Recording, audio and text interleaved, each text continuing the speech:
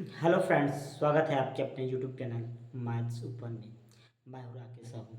आज इस वीडियो में बताने वाले हैं अंक व संख्याओं से संबंधित क्वेश्चन। अंक व संख्याओं से संबंधित क्वेश्चन है, यानी डिजिट एंड नंबर से क्वेश्चन है जो कि रेलवे के एग्जाम में पूछे गए हैं। तो देखते हैं, पहला क्वेश्चन है, कह रहा है कि इनमें से कौन एक विषम भाज्य संख्या है। कह रहा है कि इनमें से कौन एक विषम भाज्य संख्या है, और ये पूछा गया है आरआरबी एनटीपीसी 18/1/2017 में पूछा गया है। तो पहले हम जान लेते हैं कि विषम भाज्य संख्या क्या होती है। तो विषम भाज्य संख्या वे होती हैं कि जो विषम भी हो और वो संख्या किसी न किसी संख्या से कट भी रही हो, यानी कि विषम भी हो और वो संख्या किसी न किसी से कटती भी हो, तो वो संख्या कहलाते हैं विषम भाज्य संख्या। विषम भी हो और वो किसी से कट भी रही हो, तो ऐसी संख्या कहलाती है विषम भाज्य संख्या। तो इसमें देखेंगे कौन सा ऑप्शन सही होगा।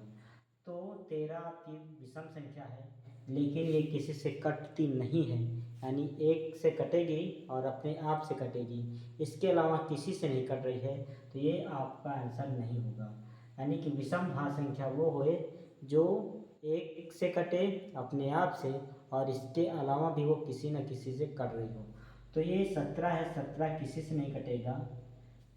फिर अगला है 12, 12 आपकी सम संख्या आएगी, ये 2 से कट जाएगी, 3 से कट जाएगी, 4 से कट जाएगी, तो ये सम संख्या आएगी। अगला आता है 15, 15 आपकी विषम भाज्य संख्या है। ये विषम भी है और भाज्य भी है, अर्थात ये 1 से भी कटेगी और अपने आप से कटेगी, इसके अलावा 3 से भी कट जाएगी और 5 से कट जाएगी। तो इसलिए जो 15 होगा ये विषम भाज्य संख्या है। तो इसका जो आंसर होगा वो ऑप्शन डी होगा, 15।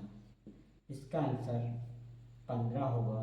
तो इनमें से कह रहा कौन सी एक विषम भाज्य संख्या है, तो 15 होगा, और ये पूछा गया है 18/1/2017 में। तो इसका आंसर डी होगा। इसी तरीके से अगला क्वेश्चन देख लेते हैं, इनमें से कौन एक अविभाज्य संख्या है। तो अविभाज्य संख्या भी इसी तरीके से हैं कि अविभाज्य संख्या भी होती हैं कि जो एक से और अपने आप से कटे, वही कहलाती हैं अविभाज्य संख्याएं। यानी कि अपने आप से और एक से कटे, यानी एक तरीके से विषम संख्याएं कह लीजिए कि अपने आप से और एक से कटती हूँ, तो ऐसी संख्याएं अविभाज्य संख्याएं कहलाती हैं।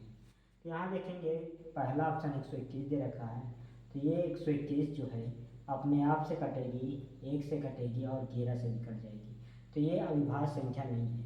141 है, ये भी कट जाएगी, ये 3 से कट जाएगी, 141 से कट जाएगी, 1 से कट जाएगी, तो ये भी अविभाज्य संख्या नहीं है। 181 ये किसी से नहीं कटेगी, एक से और अपने आप से, इसके अलावा वो किसी से नहीं कटेगी, तो ये संख्या अविभाज्य संख्या होगी। 161 कट जाएगा, 161 7 से कट जाएगा, 7 दूनी 14, 7 दूनी 7 से कट जाएगा, और ये 23 से भी कट जाएगा, अपने आप से कट जाएगा, एक से कट जाएगा, इसलिए ये भी अविभाज्य संख्या नहीं है। तो अविभाज्य संख्या वो है जो अपने आप से और एक के अलावा किसी से न कटे, यानी अपने आप से और एक के अलावा किसी से न कटे, तो वो कहलाती है अविभाज्य संख्या। तो यहाँ पर आपका आंसर सी सही होगा, आंसर सी होगा 181, अर्थात सी ऑप्शन सही होगा। यानी जो 181 है वो सिर्फ अपने आप से और एक से कटेगी, इसके अलावा किसी से नहीं कटेगी, तो यही आपका आंसर होगा। तो अविभाज्य संख्या कौन सी होगी, 181, और ये पूछा गया है आरआरबी एलपी एंड टेक्नीशियन 21/8/2018 में पूछा गया है। इसी तरीके से अगला क्वेश्चन देख लेते हैं, संख्या 20, 6, 7, 4, 3 में 6 के अंकित मान और स्थानीय मान का योग कितना होगा। ऑप्शन दे रखा है, पहला ऑप्शन है 6749, बी ऑप्शन है 12743, सी ऑप्शन दे रखा 6006 और डी ऑप्शन दे रखा 12, और ये पूछा गया है आरआरबी ग्रुप डी 28/11/2018 में। तो इस संख्या में 6 के अंकित मान और उसका स्थानीय मान का योग बताना है। तो पहले हम निकाल लेते हैं अंकित मान, इसको हल करते हैं, देखते हैं कितना आता है। तो संख्या दे रखिए 20, 6, 7, 4, 3।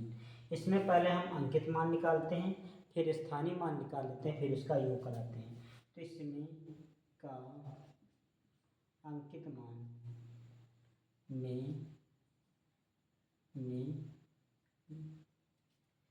20, 6, 7, 4, 3 में, यहाँ पे लिखेंगे में 6 का अंकित मान 20, 67, 43 में 6 का अंकित मान पहले निकाल लेते हैं। तो 6 का अंकित मान 6 ही होगा। जिसका अंकित मान पूछा जाए वो संख्या ही उसका अंकित मान कहलाती है। तो इस संख्या में इसका 6 का अंकित मान पूछा जा रहा, अंकित मान कितना होगा, तो इस संख्या में 6 का अंकित मान 6 होगा। आप निकाल लेते हैं स्थानीय मान। 20, 6, 7, 4, 3 में 6 का स्थानीय मान निकाल लेते। 6 का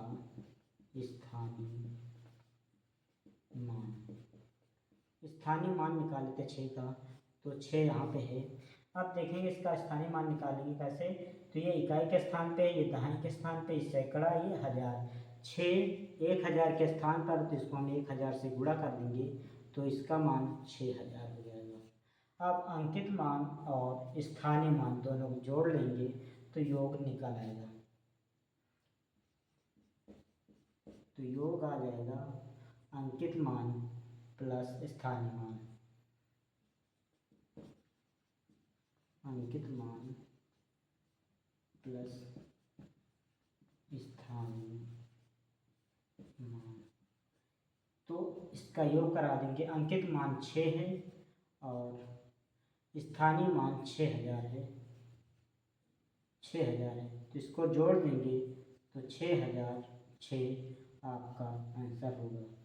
तो संख्या 20, 67, 43 में 6 के अंकित मान और स्थानीय मान का जो योग होगा वो 6006 होगा, जो कि ऑप्शन सी में दे रखा है। तो इसका ऑप्शन सी सही होगा, 6006। और ये पूछा गया है आरआरबी ग्रुप डी 28/11/2018 में पूछा गया है। तो इस तरीके से क्वेश्चन है जो कि रेलवे के एग्ज़ाम में पूछे गए हैं। तो ओके मित्रों, आज का वीडियो यहीं तक रखते हैं, फिर मिलते हैं नेक्स्ट वीडियो में। वीडियो पसंद आए तो लाइक कीजिए, चैनल को सब्सक्राइब कीजिए। धन्यवाद।